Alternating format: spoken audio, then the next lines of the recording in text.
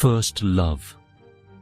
For most, it's a memory, sweet, awkward, tucked away with a smile. But what if it never fades?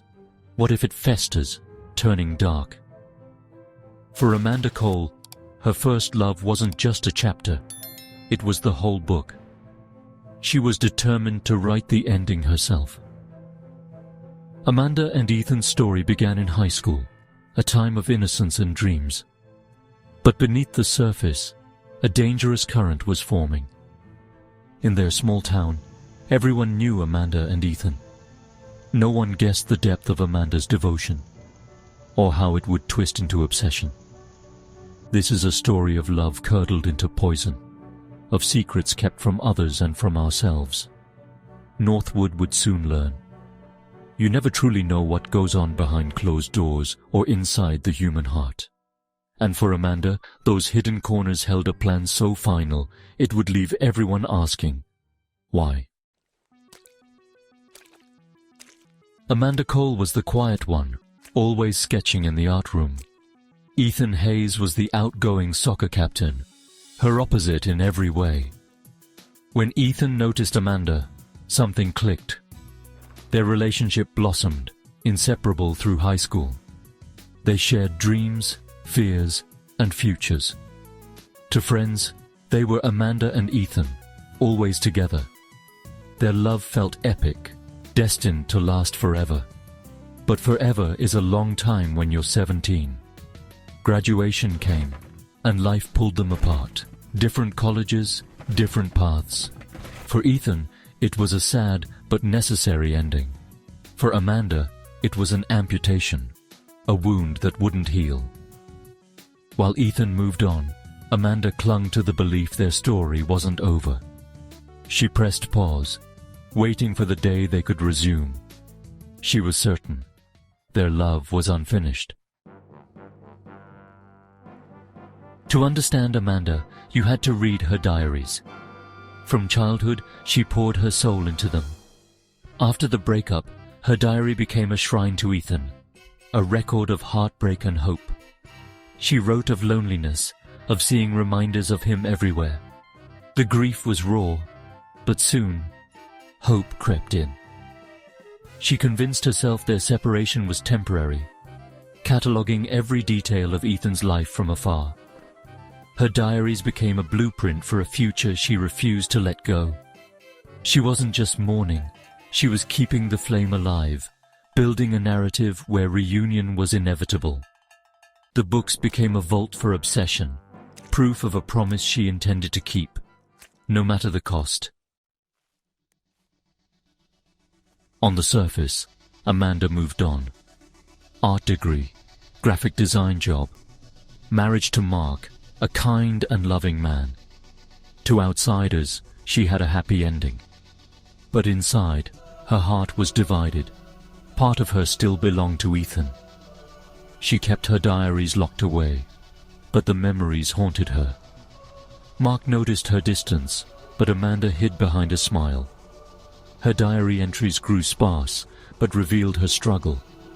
Mark loves me. I should be happy. So why do I feel like I'm living someone else's life? She lived in two worlds, one with Mark, one with Ethan's memory. The life with Mark was stable but empty for her. She felt like an imposter, longing for a path not taken. Years passed, but Amanda's conviction grew. Her true destiny was still out there, waiting. She believed it was Ethan. All she needed was a chance to set things right. That chance came at their 15-year high school reunion. Mark encouraged Amanda to go, unaware of what it would spark. When Amanda saw Ethan, it was as if no time had passed. Their old chemistry reignited instantly. They talked, laughed, and soon exchanged numbers. Innocent texts became daily conversations, then secret meetings. For Ethan, it was a nostalgic escape from an unhappy marriage. For Amanda, it was everything.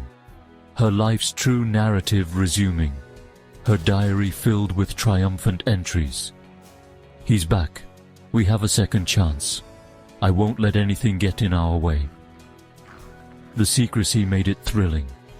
Amanda interpreted every word, every glance, as proof they were meant to be.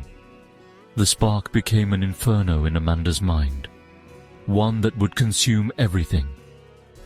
She documented every moment, convinced destiny was finally on her side. Mark and Ethan's wife were oblivious to the growing danger. Amanda's obsession was no longer hidden. It was driving her every move. She was ready to do whatever it took. Nothing would stop her. As the affair intensified, Amanda's thoughts turned dark. She became convinced their love deserved a grand permanent union. Beyond divorce, beyond life itself. She began planning their deaths as a final, perfect consummation. Amanda visited the funeral home, arranging 2 identical caskets and a side-by-side burial plot, paid in full under her and Ethan's names. Her diary entries from this time are chilling. "We will lie together, side by side, forever. No more goodbyes, just us." She researched poisons, planned a final meal, and curated a playlist of their youth. In her mind, this wasn't murder. It was a sacrament, a performance of eternal love.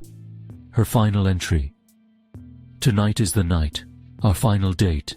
He thinks we're just going to talk. But we will do so much more. We will finally be together, forever." Amanda's plan was meticulous, her resolve unshakable. She saw their deaths as a beautiful ending, not a tragedy.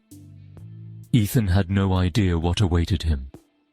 Amanda believed this was the only way. She was ready to cross the final line, forever, at any cost. January 19th. Amanda told Mark she was having a friend over. He was out of town. She prepared a perfect, romantic setting. Ethan arrived, intending to end the affair. But Amanda's warmth and nostalgia disarmed him. They ate, reminisced, and Amanda steered the conversation to their past. After dinner, she poured wine, laced with poison. They toasted. To us, to forever. Ethan drank, feeling dizzy within minutes. Amanda watched, serene. He realized too late. "What did you do?" he whispered. "I'm setting us free," Amanda replied, drinking deeply herself. Ethan, panicked, managed to call 911 before collapsing. Amanda slumped onto the sofa, her plan complete. The final act was underway. Sirens shattered the night.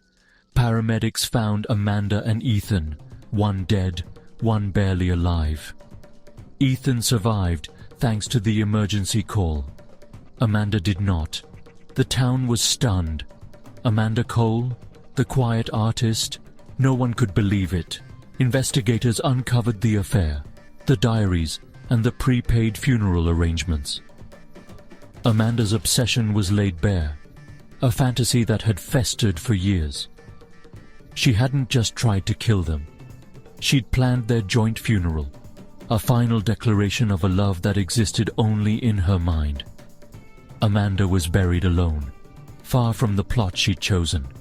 Her diaries became evidence, a public record of obsession turned deadly. The story stands as a chilling warning. Love, twisted by obsession, can destroy everything. For Amanda Cole, first love was her last, and she was willing to burn down her world to prove it.